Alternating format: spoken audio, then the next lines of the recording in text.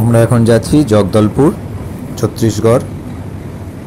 বেড়াতে যাচ্ছি আমরা ট্রেনে করে। ট্রেনে করে গেলে পরেতে এই ধরনের সিনারি সবসময়তেই দেখা যায় কম বেশি, কিন্তু জগদলপুরে যাওয়ার সময়তে যেন এই সিনারিগুলো খুবই রোমান্টিক, মানে ভীষণভাবে পাহাড় আর চারধারে জঙ্গল, মাঝখান দিয়ে ট্রেনের লাইন যাচ্ছে, দুধারে একবারেতে পাহাড়ে পাহাড়ে ভর্তি, উঁচু উঁচু দূরে দেখা যাচ্ছে। এরকম যদিও আরও অনেক লাইনই আছে, অনেক রেলওয়ে লাইন আছে যেখানেতে এই ধরনের সিনারিগুলো দেখা যায়।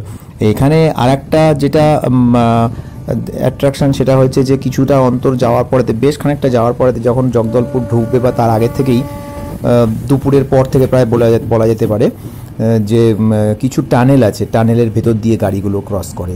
খুব সুন্দর, খুব খুব মানে দেখতে ভালো লাগে। দৃশ্যগুলো খুবই রোমাঞ্চকর। এই দেখুন যে টানেলের কাজ হচ্ছে বা আরও অন্যান্য লাইনের পাশাপাশি যে কাজ হচ্ছে সেগুলো দেখা যাচ্ছে। আর ট্রেনটির ব্যাপারে যদি ওভারঅল বলা যায় তাহলে পরেতে খুব যে নোংরা, খুব যে পরিষ্কার তাও নয়, মাঝামাঝি।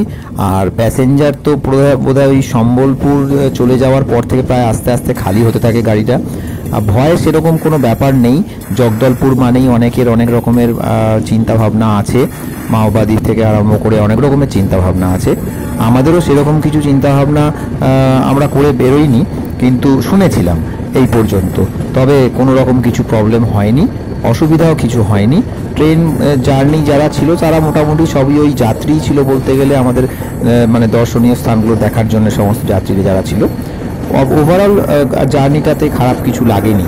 এবারে একটা কথা বলছি যে এই ট্রেনটি সম্বন্ধে, রিজার্ভেশন সম্বন্ধে। ট্রেনটিতে অনেকগুলি বগি আছে, সুতরাং রিজার্ভেশন খুব একটা পেতে অসুবিধে হয় না।